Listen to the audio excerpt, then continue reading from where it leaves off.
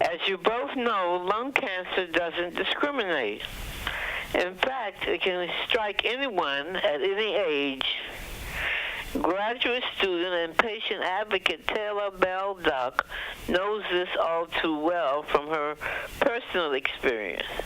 A star soccer player who never smoked, Taylor's lung cancer diagnosis at age 21 came as a shock to her and her family.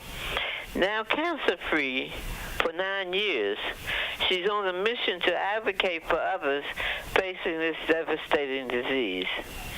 Here now to share her story of survival and to encourage others tackling the tough challenges of lung cancer is Taylor Bell Duck, along with her physician assistant, Scott Balderson.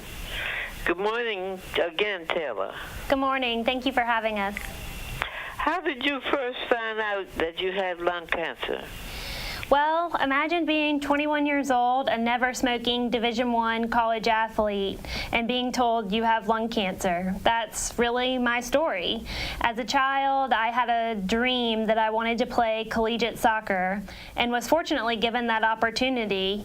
And when I showed up for preseason, I all of a sudden found that I had numbness and tingling in my toes, and that I was unable to pass a fitness test.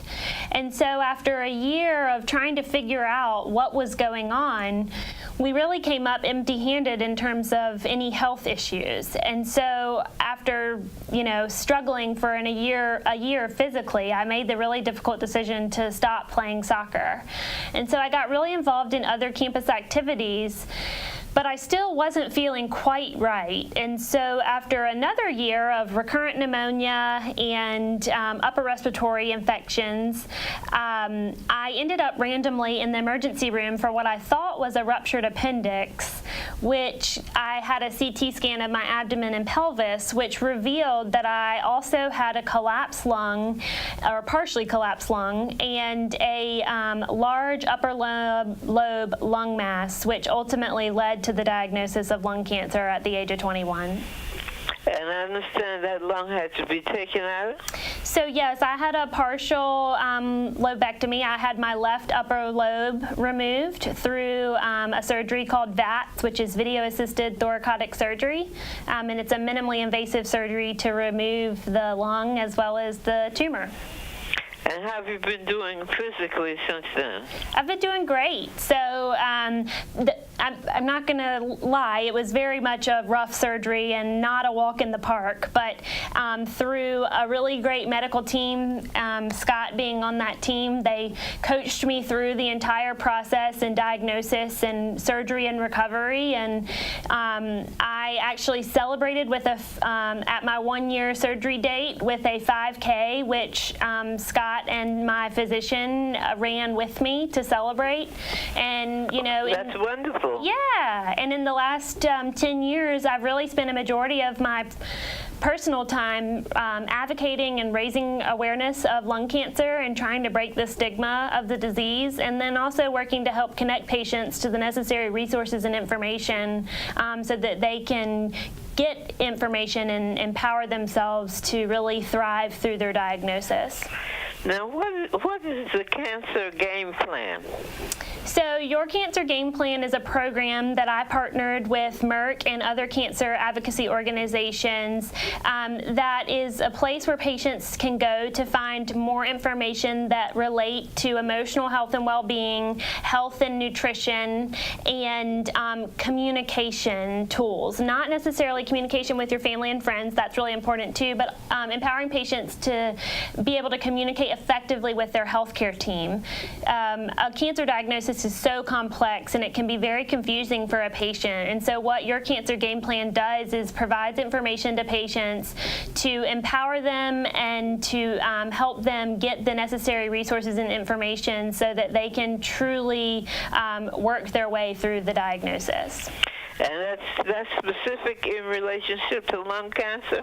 Yes, ma'am. So it is actually expanding into the lung cancer community. It originally launched in the head and neck cancer community and then the melanoma community, and now lung cancer is the next expansion of the program. Very good. Scott, how prevalent is lung cancer? Well, unfortunately, it's far more prevalent than we would like. And to further complicate matters is that when people hear the words lung cancer, usually the first association they think is with cigarette smoking. And of course, that makes it very difficult, and it's one of the reasons why Taylor's story is just so compelling, is because there's a very large cohort of people who are diagnosed every year with lung cancer that have absolutely no history of cigarette smoking or secondhand smoke exposure. And so that's why it's very important, and we're grateful to you today for giving us the opportunity to speak on behalf of those patients and advocate for them.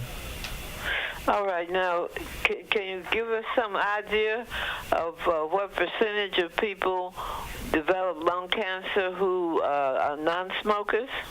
Sure. So in the population of patients who are diagnosed with lung cancer, it's about 17% do not have any history of smoking. And of course, most of those actually happen to be women. That is greater than 50% of that population. That's a significant percentage. It is indeed, which is why we're so grateful to have the opportunity to speak with you this morning to advocate for that population of patients. And what advice do you give to people with lung cancer and their loved ones? Sure.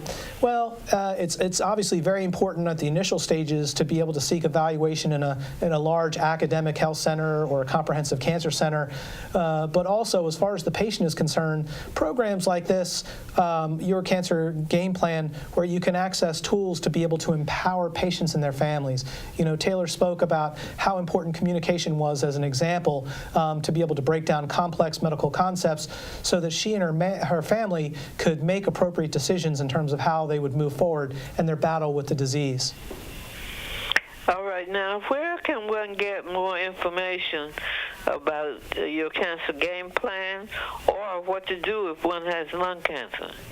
So patients can find more information at yourcancergameplan.com. They'll find resources and information to link to other organizations that can also help them through their journey. Okay, so you can get direct information there and you can get linkages with other pertinent sources. Yes, ma'am, with other leading cancer advocacy organizations. And I assume that includes the American Lung Association? Yes, ma'am. Thank you for having us. Okay, I enjoyed talking with both of you, and I'm sure this information will be useful to my Health Power audience. Absolutely. Thank you for the opportunity. Thank you for having us. Okay, have a good day, both of you. You too. Bye-bye.